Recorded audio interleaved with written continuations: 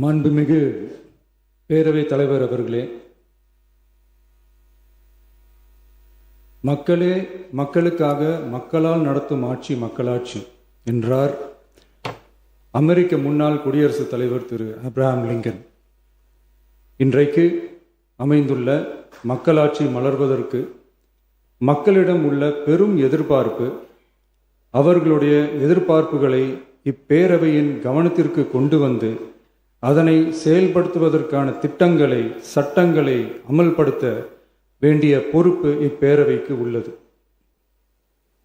அதிகமான மக்கள் அதிக நன்மைகளை இந்த ஆட்சி காலத்தில் நன்மை பெற்றுள்ளார்கள் என்கிற வகையில் நம்முடைய செயல்பாடுகள் அமைய வேண்டும். இங்கே அனைவரும் சமம்.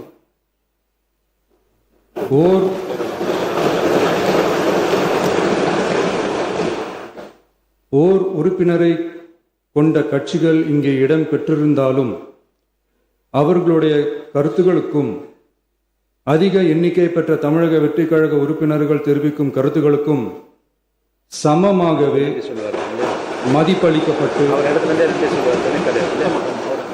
நல்லவை ஏற்கப்பட்டு, அல்லவை நிராகரிக்கப்பட்டு, ஜனநாயகத்தின் இதயமாகவும் மூளையாகவும் இப்பேரவை செயல்பட வேண்டும். அதற்குரிய வகையில் பெருமை வாய்ந்த வரலாற்று சிறப்பு கொண்ட இப்பேரவையை நடத்தி செல்லும் பண்பை பெற்றுள்ளவரையே தமிழக வெற்றி கழகம் முன்மொழிந்து தாங்கள் இன்றைக்கு இந்த ஆசனத்தில் அமர்ந்துள்ளீர்கள். மாண்புமிகு பேரவைத் தலைவர் அவர்களே, தாங்கள் பேரவைத் தலைவராக ஒருமனதாக தேர்ந்தெடுக்கப்பட்டுள்ளீர்கள். தங்களை இந்த ஆசனத்தில் மாண்புமிகு பேரவை முன்னவரும் எதிர்க்கட்சி தலைவரும் தங்களுடைய கரங்களை பிடித்து அழைத்து சென்று அமர வைத்தார்கள். இந்த சம்பிரதாயம் எப்படி வந்தது என்று சொன்னால் சுவாரஸ்யமாக இருக்கும். பெரிய வரலாறு சம்பவத்தில் உள்ளது. இங்கிலாந்து நாட்டில் உள்ள பாராளுமன்ற நடைமுறைகளை போன்றதே நம்முடைய பாராளுமன்ற நடைமுறைகளும். மன்னராட்சி இருந்த காலத்திலேயே அங்க பாராளுமன்றம் இயங்கியுள்ளது. அக்காலத்தில் அனைத்து அதிகாரங்களையும் பெற்ற மன்னரும் இருந்தார், பாராளுமன்றமும் இயங்கியது. அங்கே மன்னர் ஒரு பணியை செய்ய வேண்டும் என்று விரும்புவார், பாராளுமன்றம் அவருடைய விருப்பத்தை பெரும்பாலும் நிராகரிக்கும். மன்னர் விரும்பிய காரியத்தை பாராளுமன்றம் நிராகரித்து விட்டது என்கிற செய்தியை மன்னருக்கு சொல்ல வேண்டியவர் பாராளுமன்ற தலைவர், ஸ்பீக்கர் என்பார்கள். பாராளுமன்றத்தின் கருத்தை மன்னரிடம் சொல்ல வேண்டியவர் ஸ்பீக்கர். அதற்கு துணிவு வேண்டும். சில பணிகளை செய்வதற்கு தான் பாராளுமன்றத்தின் அனுமதி வேண்டுமே தவிர அந்த ராஜ்யத்தில் உள்ள எந்த பிரஜைக்கும் மரண தண்டனை விதிக்கும் அதிகாரம் மன்னருக்கு உண்டு. தான் விரும்பியதை பாராளுமன்றம் நிராகரித்து விட்டது என்று சொல்லும் ஸ்பீக்கருக்கு மரண தண்டனை விதிக்கும்படி ஆணையிடுவார். தலையை வெட்டி விடுங்கள் என்று ஆணையிடுவார்கள்.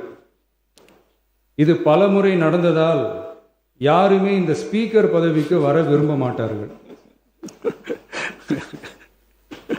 எனவே புதிதாக பாராளுமன்றம் அமையும் போது ஸ்பீக்கர் பதவிக்கு ஒருவர் அறிவிக்கப்பட்டவுடன் அவர் உடனே தலை தப்பித்தால் போதும் என்று ஓட்டம் பிடிப்பார்.